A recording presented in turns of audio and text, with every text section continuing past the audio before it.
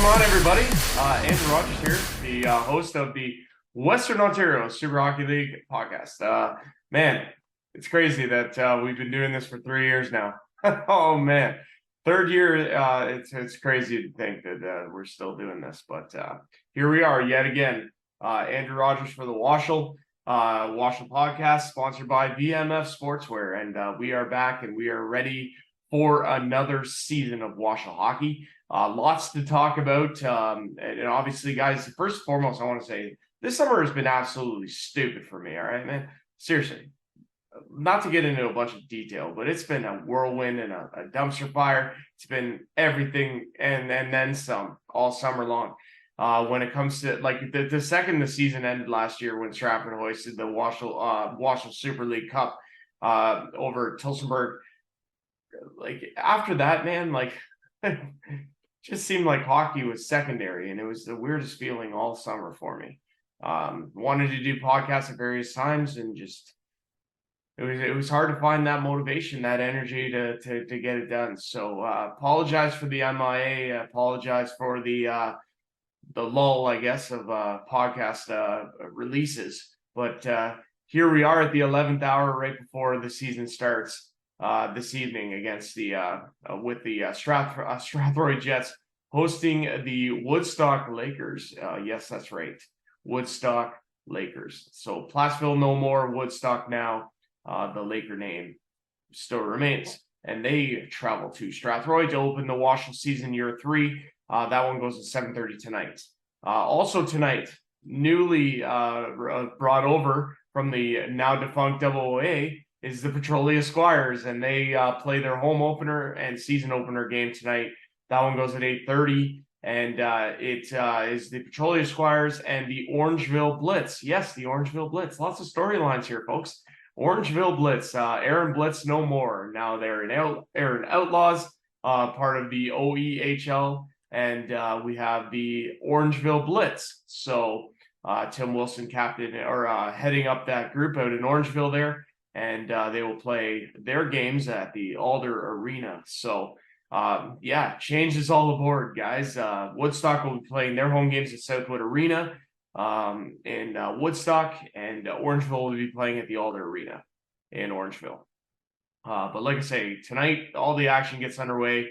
2 games, like I said, on tap. Gemini Sportsplex, the host of the Strathroy Jets, they take on the Woodstock Lakers, the visitors. And 7:30 that one goes, and like I said, 8:30 the Petrolia Squires and the Orangeville Blitz from the Greenwood Rec Center in Petrolia. Beautiful arena. I've been there once at least, and pretty decent from what I remember, but a heck of a drive to get there. So keep that in mind, away teams. But anyways, I digress. That is only 2 of the 3 games to open our weekend here in WOSHL. Third game takes place on Saturday, and it goes in Tilbury.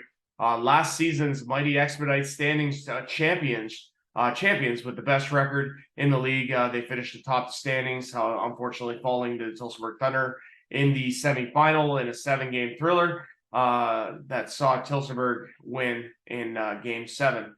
But like I say, Tilbury will host the Dunnville Aeros. They are the second new expansion team to the league this year.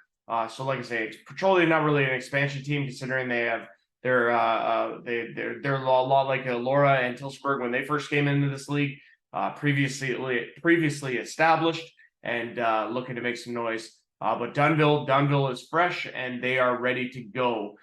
They have already played a preseason game. We're going to get into that in a little bit. But first, like I say, it's crazy what's been going on all summer, and we're ready to go for puck drop when it comes to the season this upcoming evening.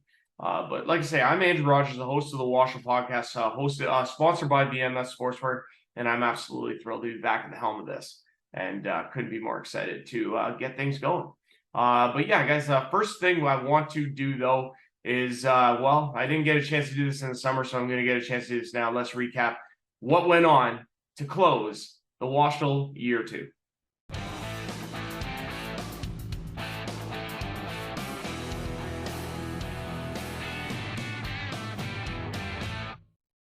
The Stratford Irish with a chance to clinch the Super League Cup title. The Irish on the road to the 3-0 series lead. The Tillsonburg Thunder hoping to stay alive and force a 5th game back in Stratford. Opening period, it's the Irish striking first. The puck bounces to Matt Fuller and he puts it in. Fuller bringing the Stratford fans to their feet. He makes it 1-0. Back come the Thunder a few minutes later. Mike Rebry with a sweet feed. He sets up Mitch Fitzmaurice who buries it. Happy birthday, Mitch. That's a power play marker. We are tied at 1. Later in the first, Mitchell Casey is at the point. He feeds Dylan Buckholes, and it's a power play marker for the Irish. Buckholes restores the lead. It's 2-1, and the Irish looking for more. This is Cameron Stokes with a break over to Graham Burlott, and he rings it off the post. Burlott just misses. Stratford is up 2-1 after the first. Second period, here come the Thunder. Jake Brown is stopped, but there is Mitch Brown, and he buries the loose puck. Tillsonburg pulling even. It's 2-2, and they get another one under a minute later. Jake Brown to Jamie McQueen, and he rips it in. Tillsonburg has their first lead of the night.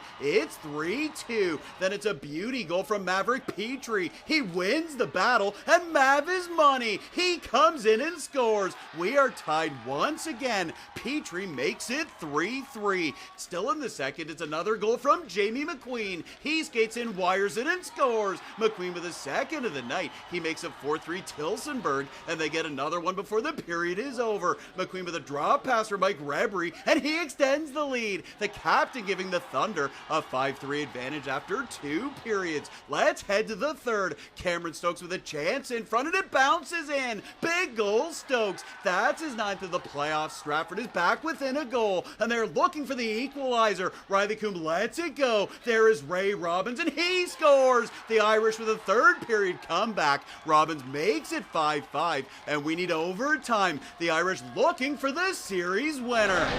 The Irish keep the puck in the zone. It's to the point. Across. Here's the shot.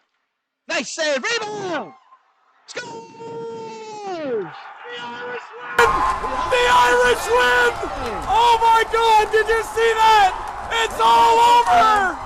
Sebastian Nagura slams in the loose puck, and the Irish are the champions. They win a thriller on Friday night. 6-5 is the final. Here is the trophy presentation. 2023 Super Cup champions, Stratford Fighting Irish.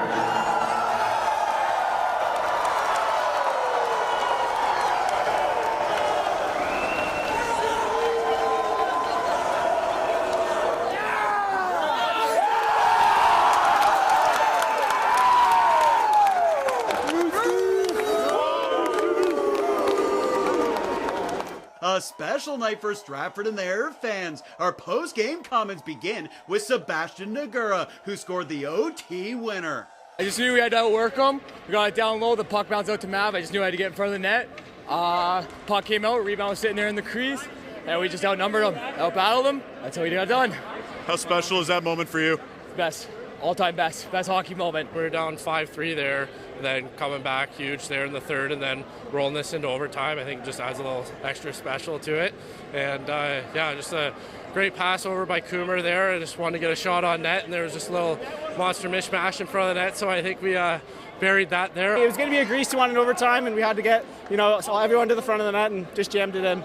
Good for him. Love him. In between the second and third, when we were down there, we just told each other, like, hey, we've came back from 3 before. Like, this is doable. Don't put your head down in frustration. Just put your head down, go to work. And, I mean, we came out there in the third, tied it up, and look where we are now. So it's been awesome. What did you see on the OT goal, and what did that moment mean to this group? I mean, that line that's out there, they've been mucking and grinding all year long, and to see him put one away like that for the championship couldn't happen to a better line and a better guy. Nothing's really pretty in overtime, just shots on net, but you know what? At the end of the day, we're champs, and that's all that really matters, right? So this group is phenomenal, and even off the ice, we're really tight as a group, and that's what really kept us in this game throughout the whole year. So, holy, it's hard to put into words right now. You're catching me at a pretty tough time, but we worked hard. A lot of adversity we went through at the start of the year, and I don't think many of us saw us here, but we worked together, and I can't say how happy I am we got it done, and only one loss in the playoffs. That just shows we got a lot of character in this group. I love every single one of them. I think honestly, like this is my first year with this team, obviously, and I think like from the second I walked in the locker room with these guys, everyone kind of came together. Very close-knit group. We were very consistent all year. I think our record kind of spoke for that. And then coming into this game, we were very confident, and we just swept away. So, yeah, very impressed, very happy right now. Oh, it's just amazing. It's amazing being around this bunch of guys, this skill, this talent on this team. We're so tight-knit. It's awesome in the room, coming to hockey every day with these guys. They all deserve this. This was awesome for us. Exciting, well earned. The boys were really resilient. We went through some struggles at the end of the year where we were looking for first place and got smoked the last weekend 2 times. And going into playoffs, we took a reset. And we really relied on all 6 defensemen, 2 goalies, 4 lines, and extra bodies in and out of the lineup. And that's what made this team so successful in the playoffs. And like against these guys, what a team. They went 7 games against Tilbury. Like that was the most exciting series I've ever seen. The volunteers that put their effort in starts right from the top with Jamie Petrie. Like Piesy puts, like he's the heart and soul of the team. And then you get Dave Cassone running in here, Barry and T-Cat, and all the other volunteers that are doing every little thing to put this together. Like, how could we not come out and work our hardest? Like, they do every single thing every day to put this together. Like, it's the least we could do. And as much as we're a great hockey team, like, it's an even better group of guys in the room, which is very, very, like, fun to come to the rink and build a championship team around it.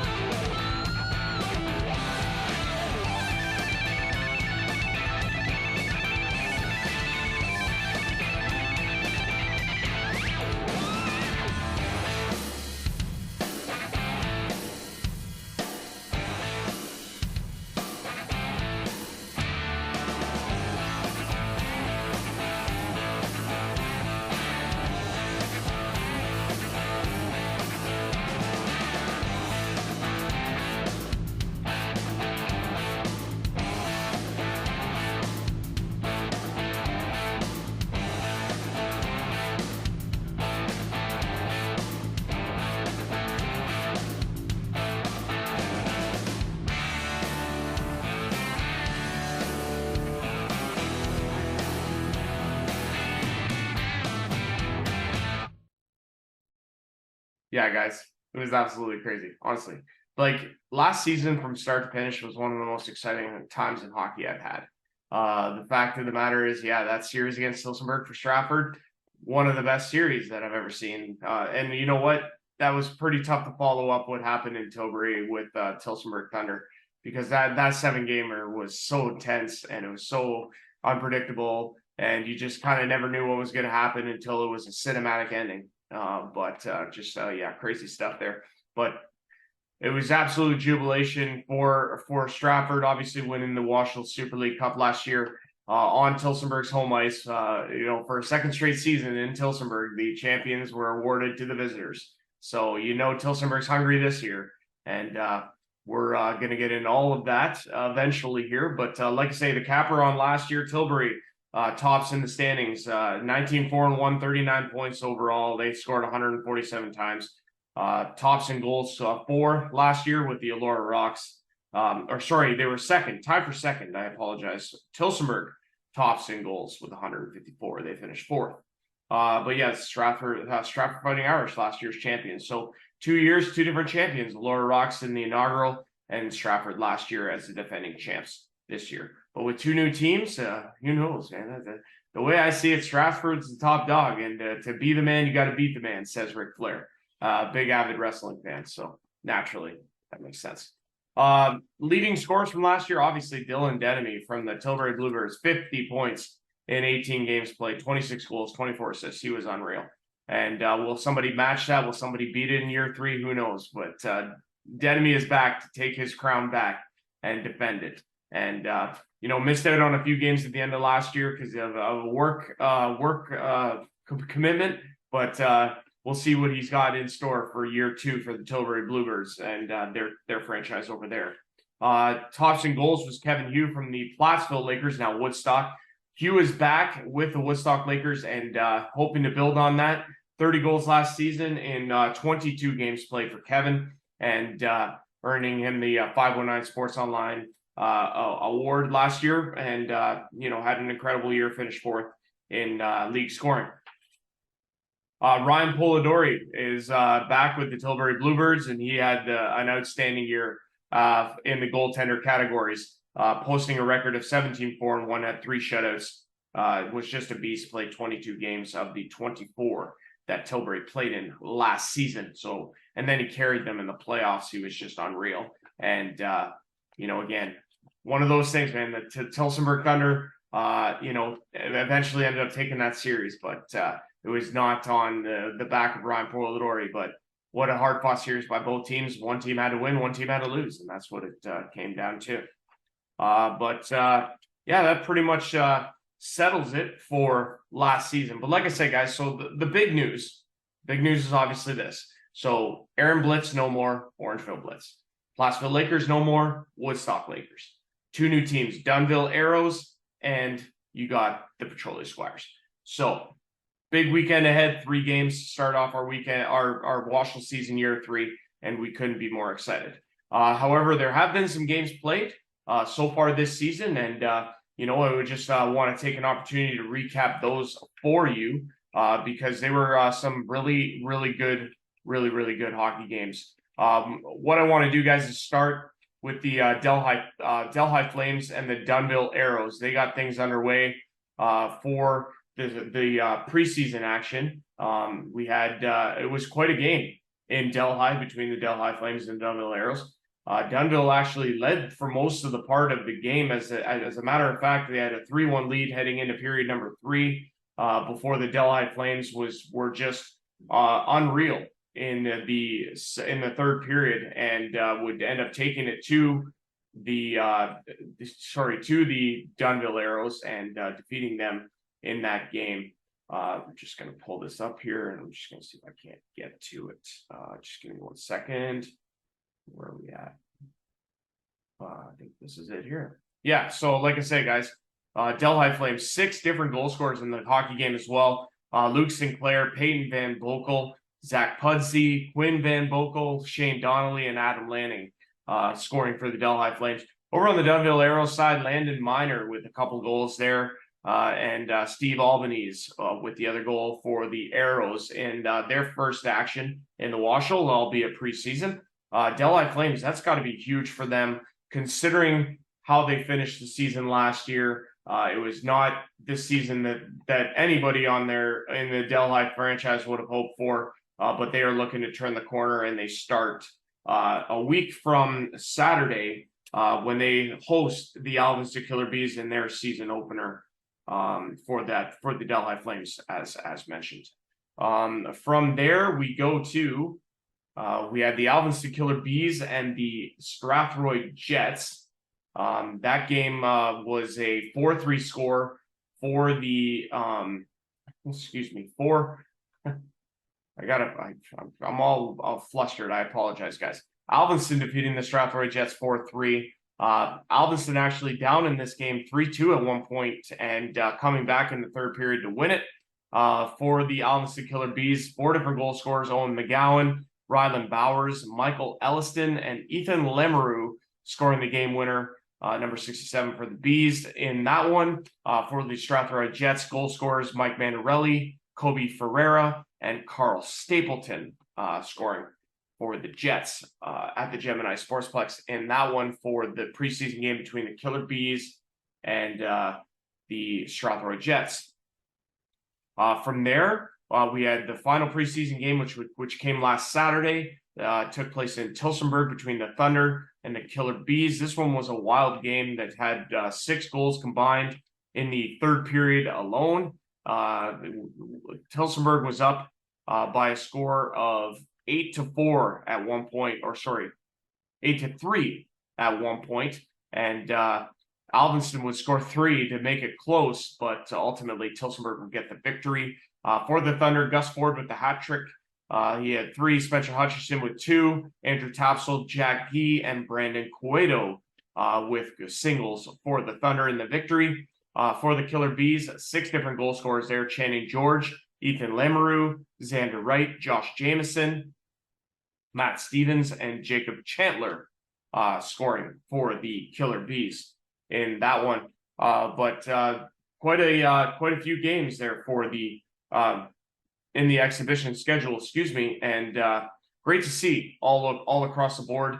And for those teams that play in exhibition games, that's a huge advantage over the season because they're able to get a game in under their belt to shake off some rust, get their feet under them, and hit the ground running. And we'll see how the other teams stack up once the season gets underway. But we are full blown and ready to go. It's going to be very, very exciting. But like I said, WOSHL Podcast is brought to you today and always by VMF Sportswear. Very exciting, actually, guys, for the podcast. So bear with me here because it is a long podcast. So first and foremost, guys, we have 4 different interviews lined up. Our guest on this edition of the podcast, the season preview show, if you will, includes Tim Martin of the Petrolia Squires. He's the general manager over there. We spoke to Tom Longland. He is the owner, general manager, and player of the Dunnville Aeros, not to be confused with player coach Reggie Dunlop of the Charlestown Chiefs. Just kidding. Had to get that in there. Our other guests include Alex Cunningham of the Alvinston Killer Bees. He wears number 18. And our final guest is from, just trying to get this all together. I had it and then I lost it. I'm so embarrassed right now, guys. Sorry. From the Tillsonburg Thunder, the new play-by-play guy over there, Trey Hamilton. And turns out he and I have a little bit in common. We had a great chat, and that interview will be coming up here shortly. But we get things started with Tim Martin out of Petrolia. And like I say, guys, this is there's 4 interviews, and it's a long stretch of time. But if you want to skip ahead to your favorite one, by all means, go ahead. However, here is our start of our WOSHL Podcast in conversation. All right, folks, WOSHL Podcast time, and we are in conversation here. We are very, very, very pleased to be joined at this time by the general manager of the Petrolia Squires, who come over to WOSHL to join the league this year, brand new, and Tim Martin joins us here. Tim, it's great to chat with you once again, have you on a podcast. We've done this before, as we were talking about before we started recording here. And man, it's great to be able to talk with you again, and welcome to the podcast, pal. Well, thank you. Appreciate you doing this too. Again, obviously with the new leagues and stuff. It has been, we've done a few of these in the past, obviously. So it's kind of nice to get back on and get a new one going with the new league.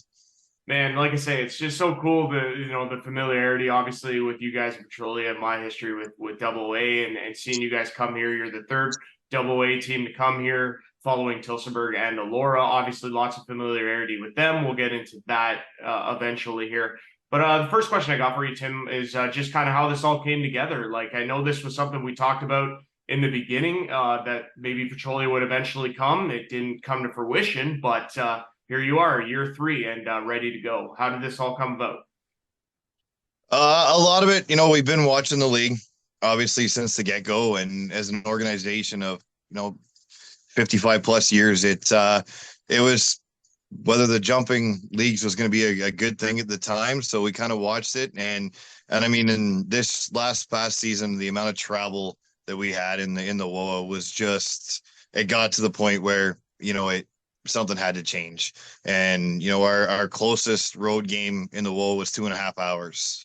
So, I mean, guys, took a lot of commitment from guys, a lot of expenses in travel costs to go. And, you know, the WOSHL is going in the right direction. And, you know, us as an organization want to be a part of that. So it's kind of what really triggered the move over was a lot of it did have to do with, you know, and a lot of my guys, the players, returning players, it was part of getting them to come back and play again following seasons was they wanted the switch. Yeah, like it's crazy. I mean, how this all come about, and it's just so cool that you guys are now a part of the WOSHL League, Western Ontario Super Hockey League. And you know what, you did touch on that, the fact of the drive. I mean, that is really what it comes down to in this league, is trying to make things a little bit tighter in terms of where teams are and closer to, if you will. You're still going to have the long drives, no question, obviously. I mean, your first game against Orangeville, they're not driving 20 minutes down the road to get to you guys on a Friday night at 8:30, but that's beside the point. But like there are teams that are very close to you guys and some that you have familiarity with. And I'll start with Tillsonburg. Like, I mean, that's so cool that you guys have these teams around you in Petrolia that will be maybe rivals one day.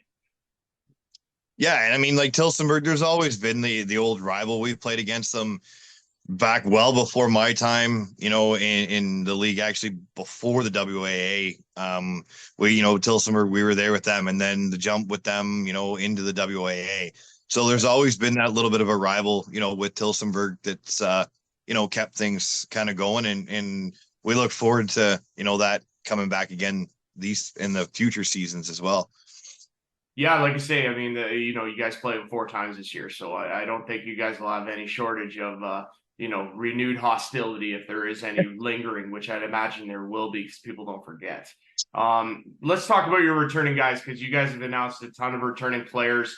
You know, again, what's the general feel in the room with the players about this new league, and what's the chatter been about? Like, how has it been positive mostly? Hey, the chatter is just extremely positive. And the guys they're very, very excited for this upcoming season. I got out of my 26-man roster from the WOA last season, I have 22 of my guys that are actually returning this season.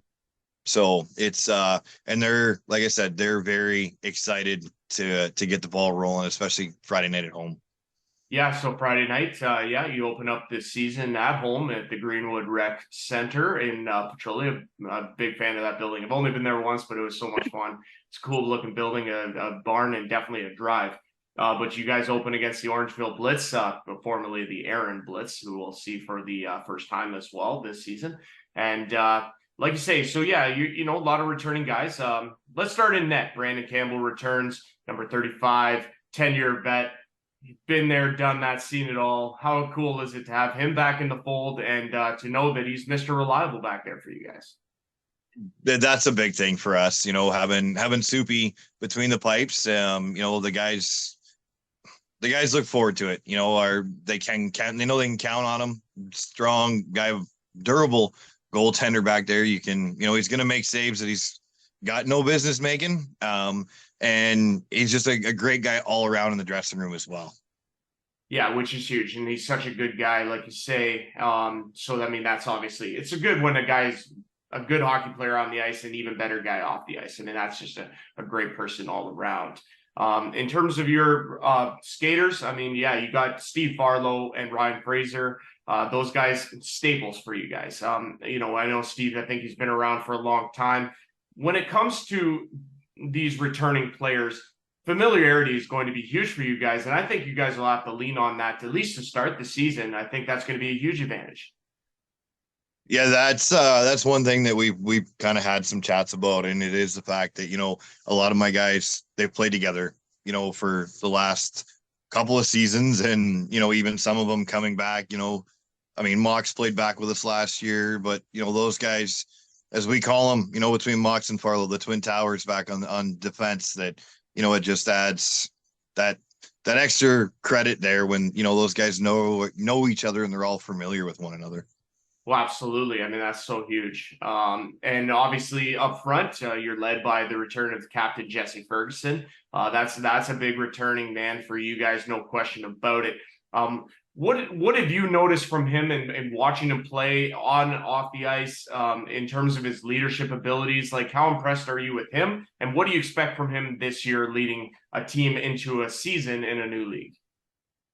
Leadership off the ice is just phenomenal. I can say, him spearheading things, whether it's stuff to do for the team, golf tournament that the poor guy went completely south on him due to multiple weekends that it got rained out. He never gave up on that, just kind of kept trying to make things happen. In the dressing room, spearheading things, getting guys, motivated. I couldn't ask for a better guy. I mean, he's a go-to guy that I know as a general manager. If I need something, I can reach out, and I mean, as for the leadership on the ice, he's that positive kind of guy. Like he keeps that positive atmosphere going on the bench and in the dressing room. And that's a great guy to have as your captain. And obviously I'm expecting big things from him, and I'm sure you are as well. But definitely makes it easier as a general manager. And then obviously for the coach, Brad Wright, that's a guy you brought in that has familiarity with the squad as well. How did that come about that you brought him in? And what is his presence going to be behind the Squire bench? We actually, Brad reached out. Well, I reached out to Brad. I'd heard some rumor maybe that he was looking to come back to kind of coach. And my previous coach in Craig was doing an awesome job. He mentioned last season that he was ready to kind of give it up. And we had a good chat in the summertime. And, he said if the coaching staff was there to replace him, that it was the perfect time for him to go. So we brought Brad on, and Brad brought Bob Farlow. Bob Farlow had some stuff to do with the Legionnaires, and then Mike Myers is back as well with Brad to help. Mike was on the bench with Brad, and I'm not 100. I want to say 13, 14, and 15, 16 season, or 14, 15 season. I'd have to double check that, but he was back and led us to some pretty crazy WOA playoff runs. Right. Some game sevens against Clinton, Brad was on the bench for, and a trip up to Elora when it come down to a conference play down when we had multiple teams in the WOA there when we were split between the North and the South. So the presence from Brad, I should say, on the bench is it's going to bring a different atmosphere, I think, to the ice and to the guys this year. Just that I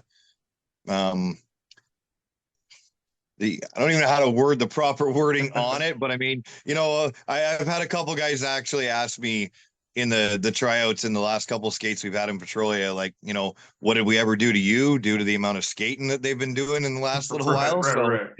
It's kind of nice to see. So just trying to get him into mid-season form already, Timmy. That makes all the sense in the world, buddy. Exactly. Tim, what are you expecting from your squad this year? I mean, the last time, like I said, you guys were on the ice in AA, eliminated by Ripley in the first round there. Obviously this team has had success before.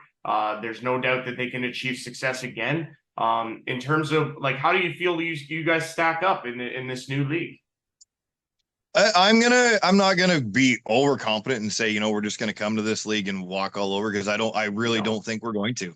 Right. I really don't. To be honest, I'm gonna shoot at the middle of the pack is kind of where I would say things are gonna go. I mean, if you look at some of the teams in Alvinston, and and I know Tillsonburg, they're getting younger.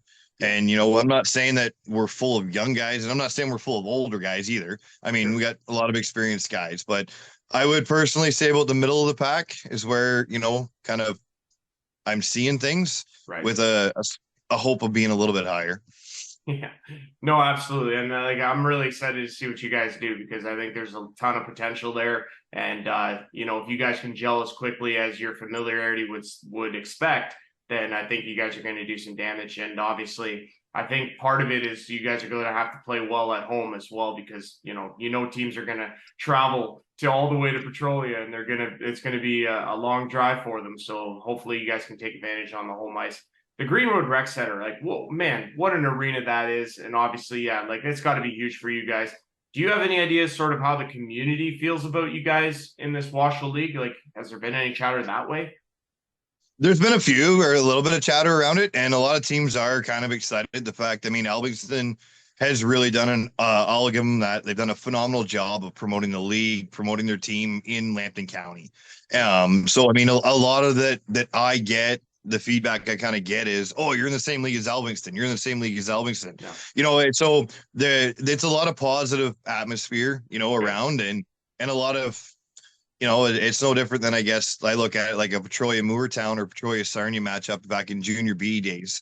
Sure. You know, you got that Petrolia Alvinston, you know, everybody looks at it as the soon to be rival that's going to come out of things. So, those games will be sweet. Those games will be awesome. We've been talking with General Manager of the Petrolia Squires, Tim Martin. Tim's Petrolia Squires open up the season this upcoming Friday when they host the Orangeville Blitz at the Greenwood Rec Center. Tim, it's been an absolute pleasure speaking with you, dude. Good luck on Friday, obviously, and we'll make sure to chat again throughout the course of the season. Thanks so much for doing this. Thanks, Andrew. Appreciate everything you've done as well.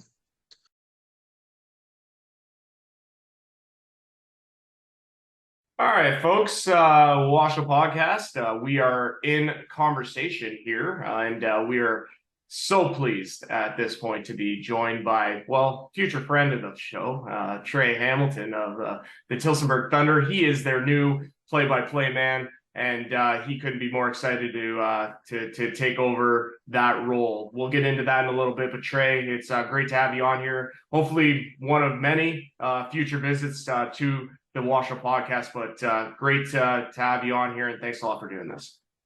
Absolutely, Raji. I appreciate you for having me on today, and we're definitely going to have to be chatting a lot more in the future, because I feel like this year we're going to have a lot to talk about. So, absolutely, and like not to be lost in all of this. So yeah, new play-by-play guy. We'll get into that. But you're also the host of a podcast for the Thunder called the Thunder Hour Podcast. Why don't we lead in with that? Just to give the viewers some context into that, when they can check it out and where it's available, and I guess how that all came to fruition. For sure. So I just started out as a fan of Tillsonburg. I was as we chatted about before, and let the fans know, those who don't know, I'm a radio broadcasting graduate at Mohawk College, class of 2019.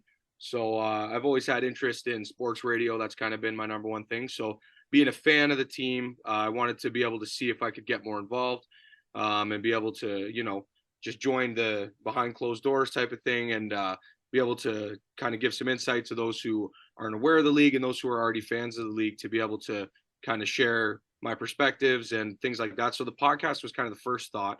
I approached Thunder management about it, and they absolutely loved the idea, just to be able to promote the team, do interviews with players, management, things like that, coaching staff. So that kind of took flight a couple months ago, and my best friend Leaf, he's funny, we both have interesting names, but anyway, beside the point, he has a nice studio in his basement, so we thought, you know what, this would be a great opportunity. So we got a couple Thunder jerseys, we got everything decked out, we're ready to go. So we're going to be recording. It's going to be a once weekly show. That's the aim.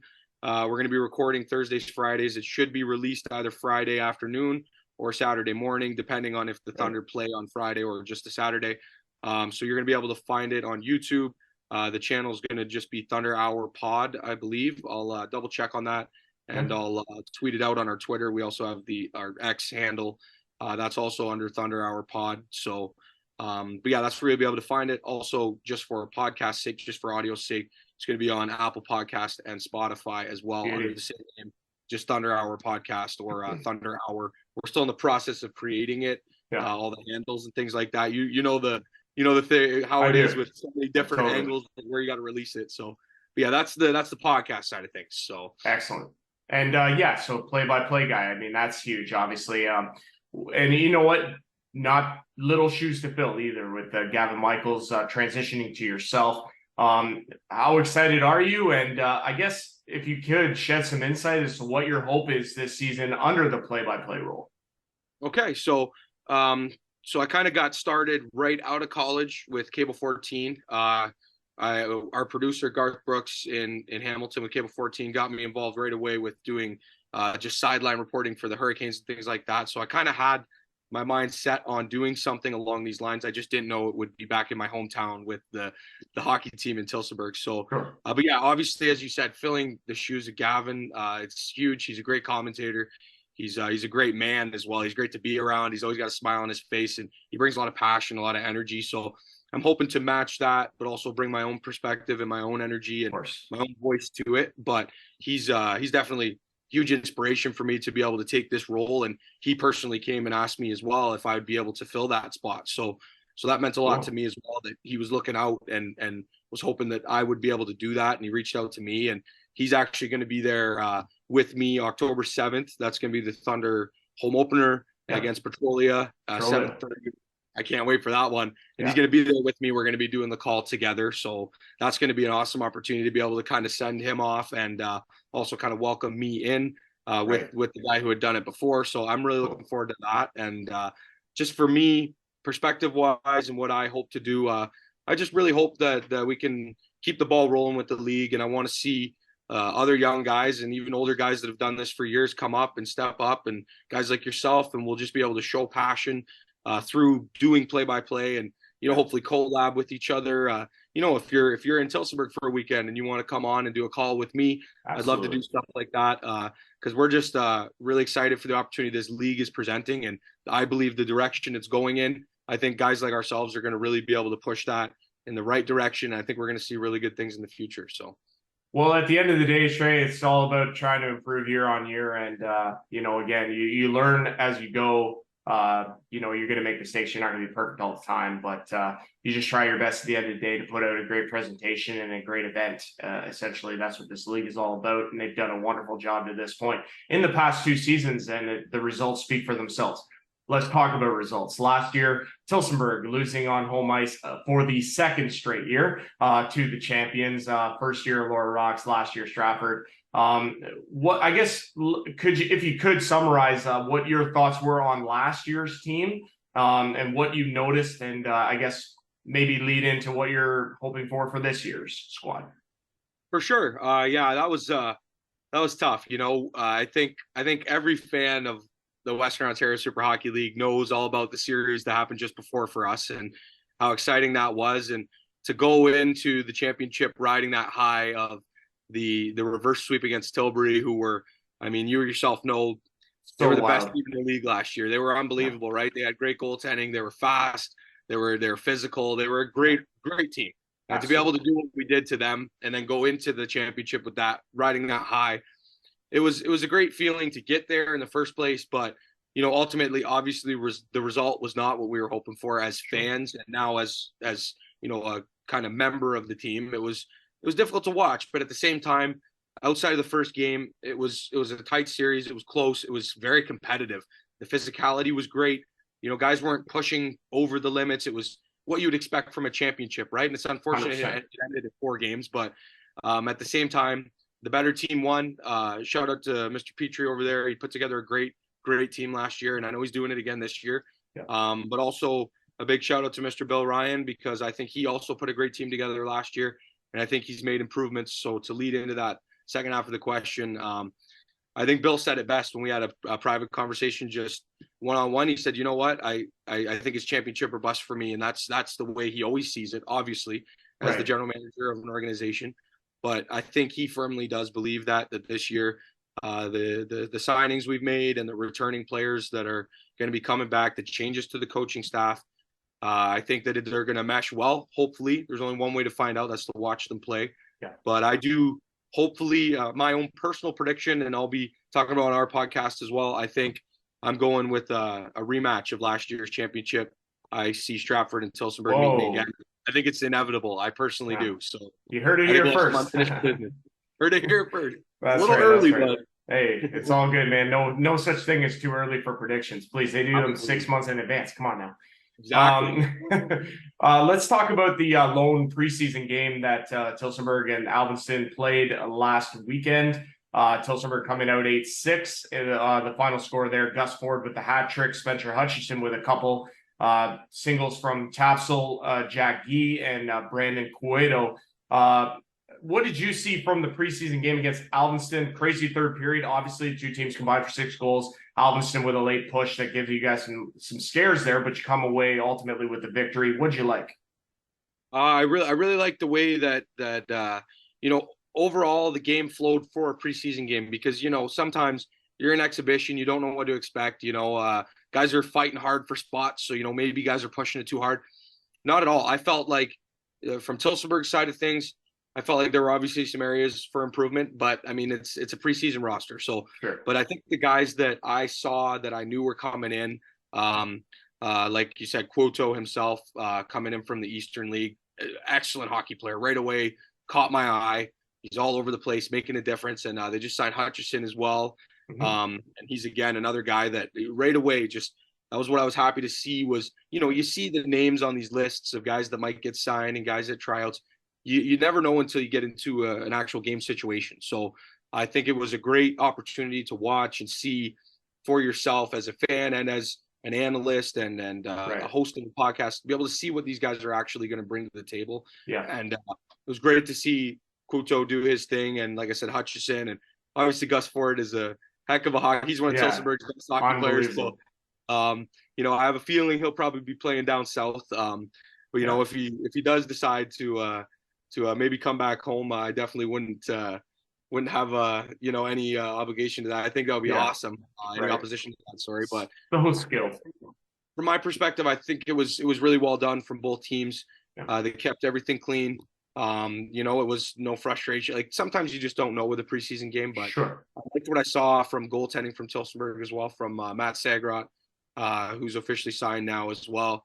He's part of the reason I fell in love with the Thunder. He's a great goaltender, and he even better guy. Yeah, absolutely. Sags has always got a smile on his face, and he's he loves excellent. All the kids come take pictures after the game. He's got the thumbs up, and overall, I think it was a great way to assess that talent we brought in, like the big defenseman Jamie Forsland there. Yeah, big 6'7", like you see him, you're sitting glass side, and you see this guy, and he's way up there, and he's making good plays. It was good to see the guys that, like I said, just kind of put faces to names, I guess is what I'm trying to say there. So no, absolutely. Last year there was a guy that played in WOSHL, Hayden Kelso. He played for both Plattsville, now Woodstock, and Alvinston. I stood by him one time and I was like, "Holy crap, I'm so small!" Like he was like Chara. It was wild. Yep, I came and saw Plattsville and Tillsonburg. In Tillsonburg, it was one of the it was a mid-season game. Yeah, and that was the first time I'd seen him out there, and I was looking. I just couldn't even believe it. I know. I'm like, this guy's massive. Yeah, couldn't believe it. He said he's a teacher, so that's awesome. Which would be kind of funny. You know what I mean? You'd be walking into class. Yeah. Yes, sir. Yeah. Can you imagine though if I don't know who he teaches or anything like that, but can you imagine if they were like grade 5s or grade 4s or something like that, and they weren't very tall, like they come up to his knee or something like that? Yeah, you'd be like, wild, right? He probably needs a chalkboard way up at the top, the custom made chalkboard. Sir, I can't see. Sir, bring the notes down here. Yeah, that's right. You brought it up already. Tillsonburg's home opener and season opener is on Saturday, October the 7th, where you host the long-term rival, Petrolia Squires. Squires, no shortage of returning guys coming back from them. We've spoken with Tim Martin, and man, I don't know what they're going to do. What are you expecting from them? I expect them to adapt well to the league. I definitely think that when I was really young, what kind of introduced me to senior hockey was my family lived down in Petrolia. My dad was pursuing a job with the CBSA. Shout out to Dylan Denemy. No, I'm just kidding. Yeah, really, eh? 50 last year, no big deal. Absolutely. I was hoping he was doing his training so he wasn't at the games. But Petrolia, the Squires were my kind of early introduction to watching senior hockey. So classy organization. They got an interesting fan base that's very, very passionate. They got their diehards that are there and support them. So I think that they'll fit in really well with this league. And just looking at their signings and what these guys have been able to do in the past, and just all the criteria they're carrying with them, and all the credentials of these new signings and guys that they've brought back, they look like they're going to be a competitive team entering the league. I don't foresee them being a 1 or 2 win team. No. To see them actually competing really well for one of those bottom 3 playoff spots. But again, it's a whole new league, right? You have to adapt, and we'll see how they're able to do that. Obviously, now the no longer the WOAA, but you know, going from that to the Western Ontario League, every organization that has made that move has been aware of the changes that come with it, and it was still very competitive hockey, and they did it for a lot of years. But it's just the way we do things over here. It's a little bit different, and I think it'll just take them a little bit of time to get used to that. But I think overall, talent-wise, I think they'll definitely put good product on the ice, and I think just to be able to see that rivalry in person as an adult now versus when I was a kid, not knowing who the Tillsonburg Vipers were back in the day, coming down to Tillsonburg, and then end up living there and now covering their team all these years later. But I think it'll be really good to rekindle that fire, and I think the way the management and the players that have been with Tillsonburg for years talk about it.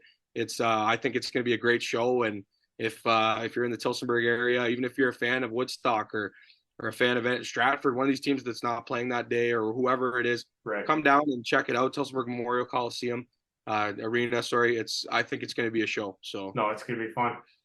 Yeah, you guys played Petrolia 4 times, and obviously the big thing is whenever a team comes in to a new league or anywhere for that matter, and they've already pre-established, I mean, that familiarity is going to be crucial for them. Not to mention having to drive to Petrolia to play a game at the Greenwood Rec Center is going to be that in itself a challenge. Okay, so let's so obviously Tillsonburg, you know, they would like to, you know, championship request.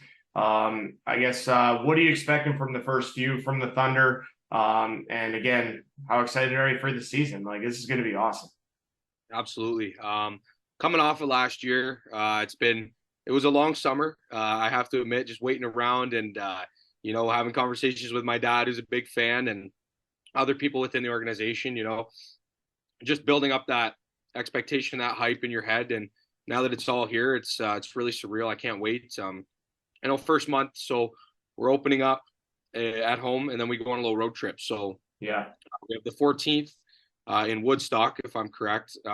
So Southwood Arena for Woodstock on the 14th, Dunnville on the 20th, Tilbury on the 28th, and then then Petrolia on the 3rd, and then back at home for the next 4. Yeah, so that road trip's going to be crucial, to be honest with you, Raji. I think obviously going down to Dunnville, brand new organization. It's going to be one of their first games of the year. So, you know, if you're Tillsonburg, I think honestly, you got to go in there. You got to show no mercy. You got to go in there. You got to show that you're the defending, you know, runner up, and you know, obviously you showed that you were in the top 4 last year. If you want to prove that, you have the roster to do it. So I think against Woodstock, who has made improvements, but I still personally don't know if they're on the same level as Tillsonburg. I think that first game against Petrolia is going to be a tight-knit one. I think it's going to be a close game. And then I think those 2 games, you got to give it everything you got to establish your power play, get the face-offs down, get the goaltending set, because then on the 28th, day before my birthday, hopefully I get a birthday present from my boys. Tilbury. Making that road trip, the road trip that us fans made, I mean, 4 times last year. It's going to be so fun to see that rematch. Rematch, honestly, I wish the league would have established us playing Tilbury 4 times, because I think that's going to be heavyweight rivalry in this league for a lot of years, because Tilbury came in and showed everybody, you know what, we're here to compete and we're here to win. And B, like I said, what we did to them in that semifinal and how crazy that series was, it was like it was right out of a movie. So unpredictable. So unpredictable. So I think that I think we go first game there, it's going to be a tight game. I won't predict the outcome just yet. I'll save that for our pod, because I want to get into some score predictions. But I do think that first game will be close. And then the 14th in Woodstock and the 20th in Dunnville. I personally, like I said, I want to see them go out and do what, you know, use those as early season tests to execute, because then you got to end the month against Tilbury, who's going to be a heck of a hockey team again. And I think that this first month is going to go really well, hopefully, but it could, at the same time, it's hockey, it could go either way, right? So that's what I love about this league, is that any team can beat any team on any given night. If you got it that night, if you got guys that show up, because that's a big thing too. Commitment is everything, so we'll see how it goes. We've been speaking with Trey Hamilton, the new play-by-play guy of the Tillsonburg Thunder, and he's also hosting the Thunder Hour podcast, which you can find out all about on the Thunder socials. Trey, we're going to talk a lot throughout the season. I look forward to having you back on this podcast, and thanks so much for doing this. Appreciate it. Absolutely. Thanks so much for having me, Raji. We'll be in touch, brother.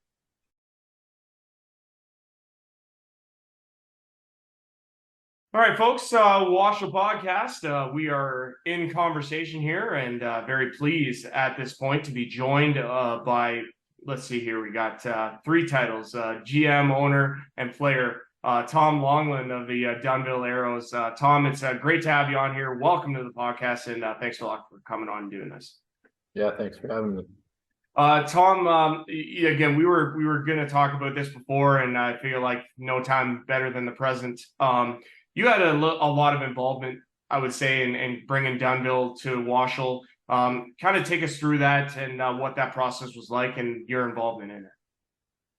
Yeah, so, Dunnville's had a previous rich history in having senior hockey, senior A teams in the past. And a lot of those guys that used to play on those teams are actually fathers of guys around my age.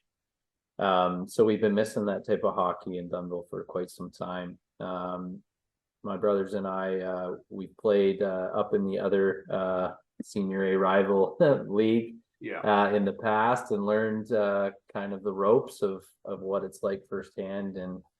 And we wanted to bring something similar to of that caliber of hockey to Dunnville. So last year, to be honest, we felt that the new WOSHL League was kind of the closest it's ever been to Dunnville geographically. Right. And I have a skate that I run in Dunnville that I've run for 3-4 years. Okay. And so it's a lot of ex-guys who've played pretty high caliber hockey and but nowhere else to play except Thursday nights. So we thought no better than the present. Why not try and stick a foot in the water and see if there's be any takers, and we're happy that we got accepted into the league.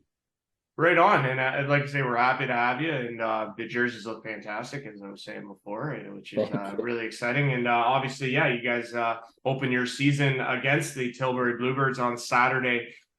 Let's go back to the preseason game. Obviously, that's huge for you guys to shake off any rust there may or may not be. You go up against the Delhi Flames. Unfortunately, not the third period I'm sure you guys had hoped for, but a 6-3 setback there. What did you learn from that, from the game, and about your team? Like, what did you see from the defeat? Was there positives to take away? I'm sure there were.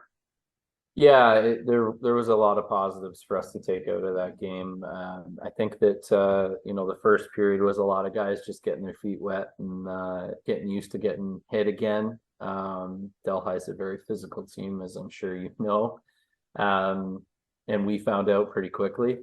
And but once we got into the groove, I thought that we had a really good second period, and then I think a lot of guys just had to learn that there's still a third period to play after the second. It's a 60-minute game now, right? So, which was good. So we ran into a lot of penalty trouble in the third period, and I do think that a lot of good things out of our goaltending, just to see shots at a different speed and the play at a different speed. So we're happy with the result there. Obviously it's not a win, but that's not what it's about in exhibition. It's about getting guys in, getting used to the speed and the play.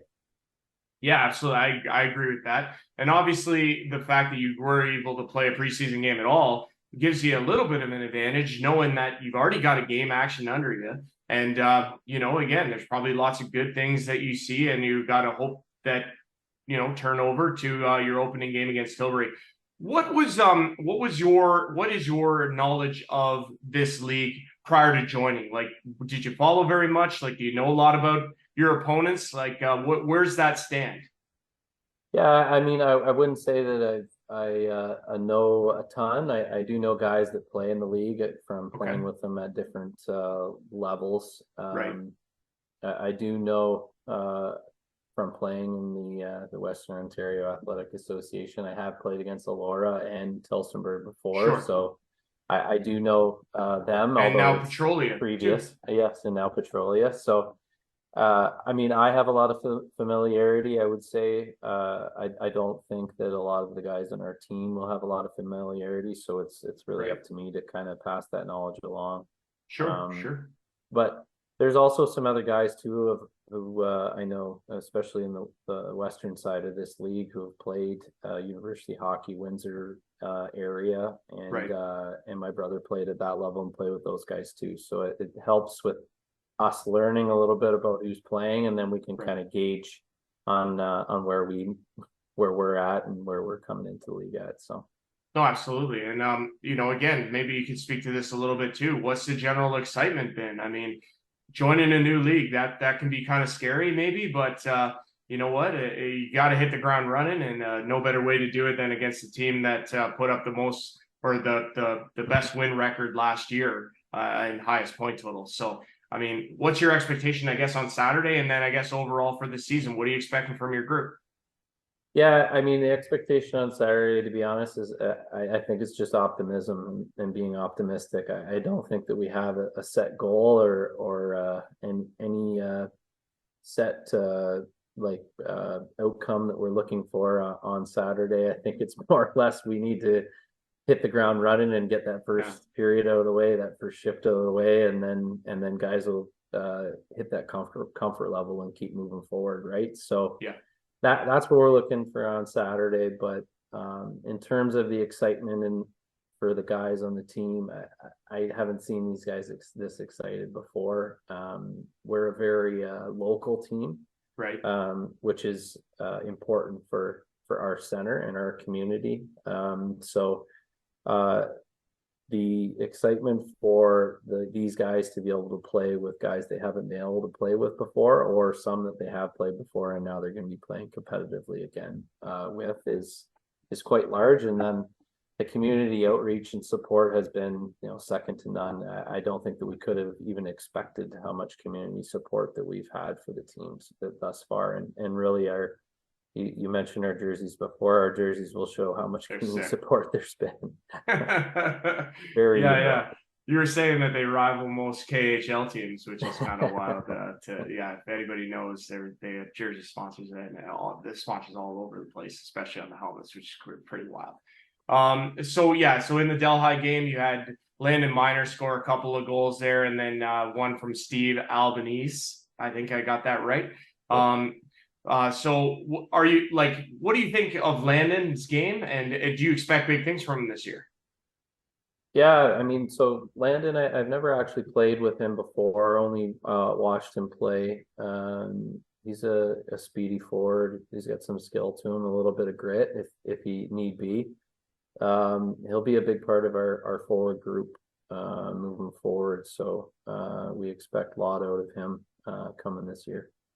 And then besides you, because you're on the D end of things here, and who are you expecting to play alongside, and how is that relationship started? Is it going to be a familiar D partner, or is it going to be somebody new and exciting that maybe challenges you, or you challenge them? Yeah, it's going to be kind of at a rotational basis, I think. We have some guys that are going to play a lot more road games, and some guys are going to play a lot more home games. So, and I'll be playing both. Okay. So, workhorse. A couple names that we'll probably have around is Aaron Krejci will probably play quite a few minutes beside me, and then I would think that Pat Murphy too would be another name that he'll be around quite a bit, and we'll see how we play with each other. Right on. Hey, yeah, you never know. I mean, you could gel real well, or you may get lit up. Who knows? So we'll hope for the higher of the two, and not the lower end of that. And then we talked a little bit before we started recording as well about Jesse Schumann. Is it Schumann? Did I get that right? Mm-hmm. Okay. So Schumann, Jesse Schumann, the goaltender there, one of your first goaltending signings, projected to be the starter. I think that's fair to say. How do you think he looked, and are you expecting big things from him as well? What's your relationship with him? Yeah, I have a great relationship with Jesse. It's been over quite a few years now. He previously used to play C here in Dunnville, so he's actually pretty well known in Dunnville. He's a quick goaltender, very focused guy, high intensity guy. So maybe even a little fiery, you could say. Fiery, which I like, and that type of personality I get along with well. So Nice. I think he's going to be maybe a bit of a surprise in the league for some teams. Just I'm not sure that he's that well known. So right. It'll be good for him to get out there and get playing again. I know that he's like I was telling you before, he's ready to go. So yeah, and committed to go, and that's a big part of running a team like this. Having a question mark in net is a big disadvantage. That's for sure. Well, absolutely. Like commitment's everything. So if you can't be sure that a guy's going to show up, you got to have it. And again, that's across the board. It doesn't matter if it's goaltender, defense, or forwards. So, if you got guys that are going to show up on a regular basis, then your team's going to be successful. It goes hand in hand. In terms of, so let's talk about geographics for a second here. Who do you expect to be your biggest rival? I don't know who's closest to you guys in Dunnville. What are you expecting from your opponents throughout the course of the season? Yeah, I'm not too sure that I can really give you a real good answer on that until you start playing the teams and you see the kind of styles of hockey start to clash. Sure. I do know that obviously Delhi is the closest geographically to us. Right. But I would say a close second and third would be Tillsonburg and Elora geographically. Okay. So I don't know. I'm not too sure. I wouldn't want to speculate to create any heat between anybody. We don't need heat. Play. No, we don't need heat. No, I was just curious more or less about if there was going to, like, if you think there's going to be a rival with a team that, maybe you play more often. Because I do believe, what is it? Let's see here. Delhi. I think you played Delhi 4 times. Maybe not. Not actually sure who you guys play 4 times. Hang on a second. I can just. Yeah, I think it would be either Delhi or Elora. I think that we play. Actually. Yeah, so Delhi 4 times and then Elora 4 times. So, and Elora again, like you said, because going back to your roots here, you got familiarity with those Elora guys. Yeah, a little bit. They probably wouldn't remember me as a defenseman. They'll remember. I wasn't the big goal scorer guy, but we did used to actually play Elora quite a bit in minor hockey, just because of the centers the same size once you get into the playoffs for OMHA. So that's the furthest stretch I could make. And last question I want to pose to you. You seem like this is a fun time for you. Like, I don't know how long you've been out of hockey for, but it seems like hockey's like really something you're very passionate about. And it seems like you're really in good spirits about this upcoming season and what it holds for Dunnville. Like, are you genuinely excited, Tom? Yeah, I am personally. It's something that, I've always wanted to be able to do in Dunnville and play at a high level in Dunnville. I played at high levels outside of Dunnville, but never actually here. So it personally, that's my selfish part that I'm excited about. Right. But I'm also excited about bringing more events to Dunnville. It's not a place that's super close to anywhere. We're 35-40 minutes to each city. Doesn't matter which direction you go, unless you fair enough try and go across the lake to the US. But in the winters, they are long here, and Dunnville really is a hockey community. So it's something that I think that people will be excited genuinely to come out and watch. And that excites me probably the most. Excellent. I love that answer, man. That's good. Dunnville opens their season this Saturday against the Tilbury Bluebirds. That goes 7:30 at the Tilbury Memorial Arena. Their home opener for them follows a week from Saturday on the 7th of October when they welcome in the defending champion Stratford Fighting Irish. We've been speaking with Tom Longland, the GM, owner, and player of the Dunnville Aeros. Tom, it's been an absolute pleasure speaking with you, dude. All the best on Saturday. We'll definitely be seeing you on Saturday, and we look forward to what the Aeros have in store this upcoming season. Thanks so much. Thanks for having me, man.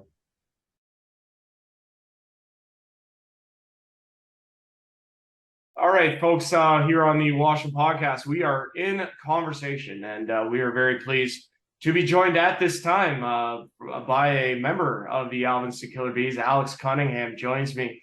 Alex, it's great to have you on the podcast. Welcome. Thank you very much for coming on and doing this. We really appreciate it. And like I say, welcome, bud. Anytime. Appreciate it. No, I've seen some of your podcasts throughout the years. Excited to be on one. Yeah, hey, like I said, we're super thrilled to have you, and definitely excited to talk Alvinston Killer Bees hockey. The thing is that I want to start on here. So you guys have had a couple of exhibition games.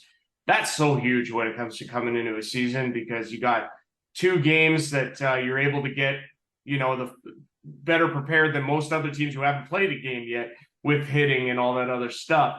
And in the games, quite a few good games. I mean, obviously the Alvinston Strathroy game, you guys win 4-3. You come back in that game. You were down 3-2 at one point. And then in the Tillsonburg game last weekend, again, that game kind of gets away from you in the second and then a little bit of the third, but you score 3 late to make it close and put up a bit of a fight. So what has your vantage point been of the 2 preseason games that you've played, and how's your confidence level going into this season? I'm pretty excited for this year, to be honest. So, I mean, if you look at the previous years of Killer Bees, 3 years ago, we started off having a crash and bang. We had to be the tough guys. We didn't have skill, right? We were just struggling to be in the league. And the only way we could do that was by making people angry and just being an awful team to play against. But this year, I mean, we've got so many new guys coming in. We've got skilled players. Our staff has really been working the whole summer. I know the stress and hard work they've gone through to pull these guys, and it's going to show this year. I'm very excited for what's to come. That exhibition against Strath, we had good numbers and people ready there. I don't even take the exhibition against Tilbury as a real Tillsonburg, sorry, as a real what we have. We have a very young presence this year, and I know we didn't have that full team with that Tillsonburg game, and that showed on the results. But no, I'm very excited for preseason to start here. It's going to be excellent. Yeah, like you say, you guys kick off against the Delhi Flames next Saturday on the road. And then your home opener against one of the new faces of the WOSHL League, Dunnville Aeros, that comes on Saturday, October the 14th. In terms of general excitements there, obviously, and there's a lot of turnover within the organization. One of the big ones is obviously Scott Case stepping down, hanging him up, if you will. He transitions to coach, new captaincy this year, and that falls on Matt Stevens. Comment a little bit on that, and I guess what has that process been like for you to be a part of? Like, what's your general feeling there? Honored to have Scott Case as the coach. He was a tremendous teammate to play with. I think this will be the first time I've had a teammate transition to a coach, which is just awesome, right? It's a way to relate to someone that's just been in there. They've been in it. They've been through hell with you, and they understand it perfectly. And honestly, I think that's just a great transition of coaching, because he's still one of the boys. He can perfectly relate and do what we need to be done. Matt Stevens is a captain. Great choice there. He's an absolute presence in the community. I mean, if you go around Alvinston and we have an event going on any weekend, he's always there, whether it's serving corn on the cob or, handing out flyers at the rodeo. Great guy on and off the ice. Definitely the guy this team needs for the community. Definitely a great guy to follow.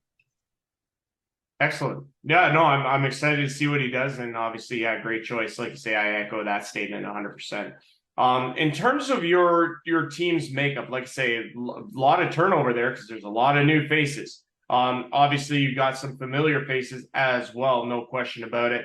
Guys like Bailey Freifogel, who were so good last year on defense, and obviously up front, Carson Perry, who was your team's leading scorer. I guess, yeah, as a teammate of theirs, how impressive were you with their play last year, and do you expect the same this year? Absolutely. No, they came in mid-year last year. A lot of those guys, we didn't have them at the start of the season, and it was just immediate change when we had a couple people like that. We slowly started to get away from that physical game and had a couple guys that, we could protect. You put them on the ice, you get your players out there and you push with them.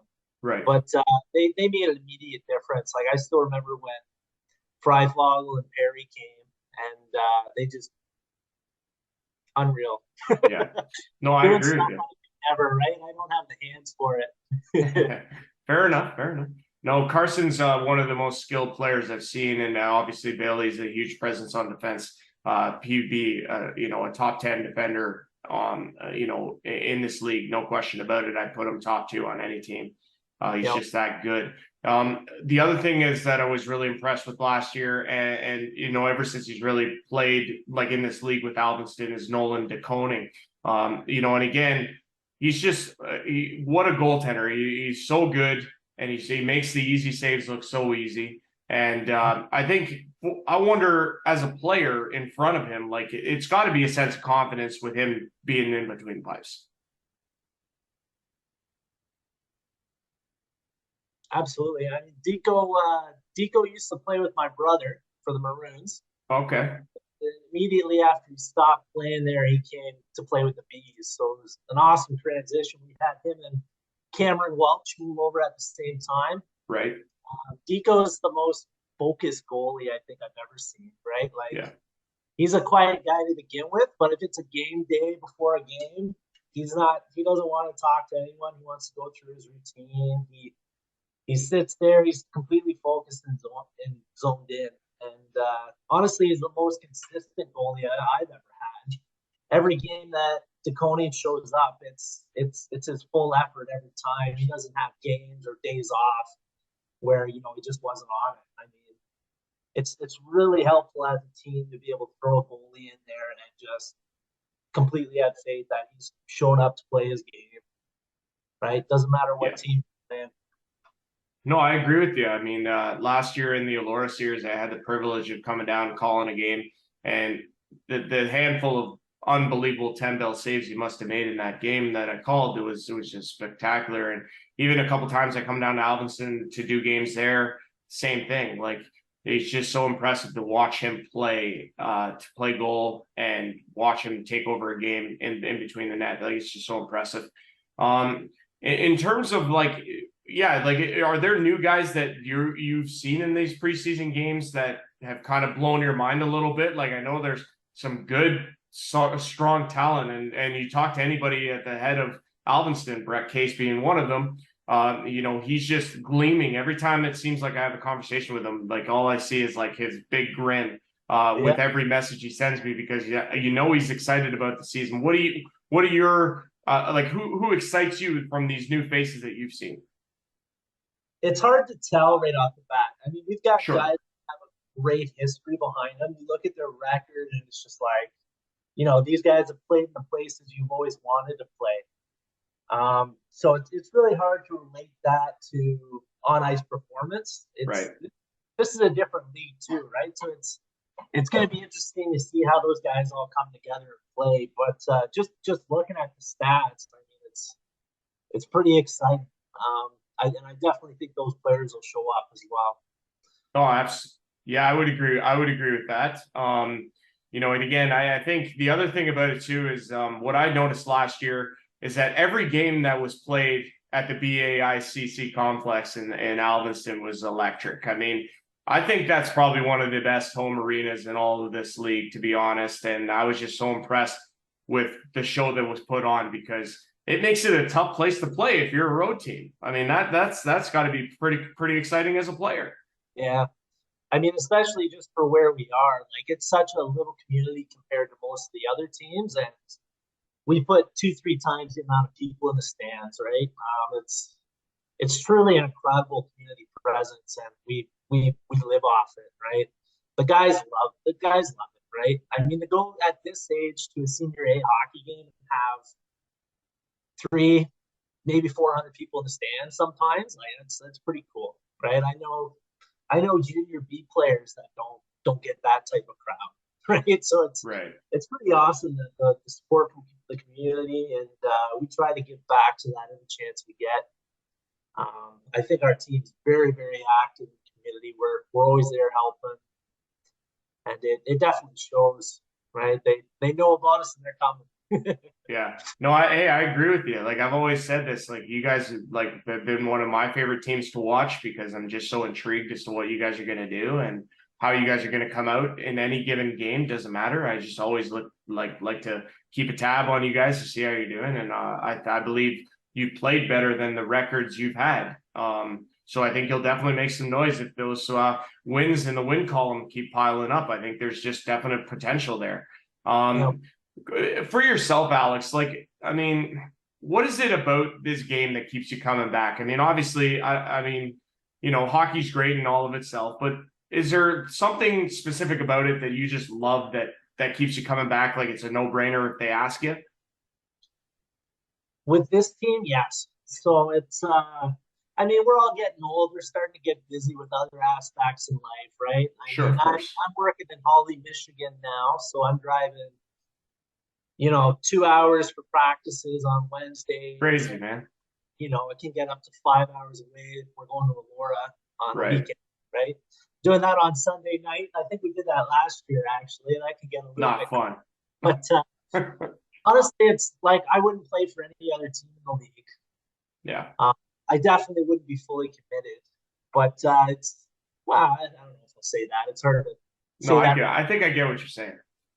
Just having a band of brothers and a team like this that, you're letting your friends down if you don't show up and play, if you don't show up and perform. There's such a tight core group of guys, and we need each other, right? On and off the ice, right? We have senior A is like junior B, but you're old enough to drink and have fun, right? So well said. Well said. You got full freedom, and it's an awesome presence socially to be in. Yeah. No, man, definitely. I couldn't agree with you more on that. And again, like it's just this is the time of the year that's the best, right? Because you just know season starts on Friday and we're ready to go and we're in it now. The games matter, everything matters, and it's all a chase to get to that final and win that championship. That's what every team is striving for. And now there's more teams in the mix too, so that will make it even more exciting. Alvinston Killer Bees open up their season against the Delhi Flames this on Saturday, October the 7th at the Delhi Arena. They have their home opener the following weekend against the Dunnville Aeros 6:30 at the BAICC complex. We've been talking with Alex Cunningham of the Alvinston Killer Bees. Alex, it's been great speaking with you, dude.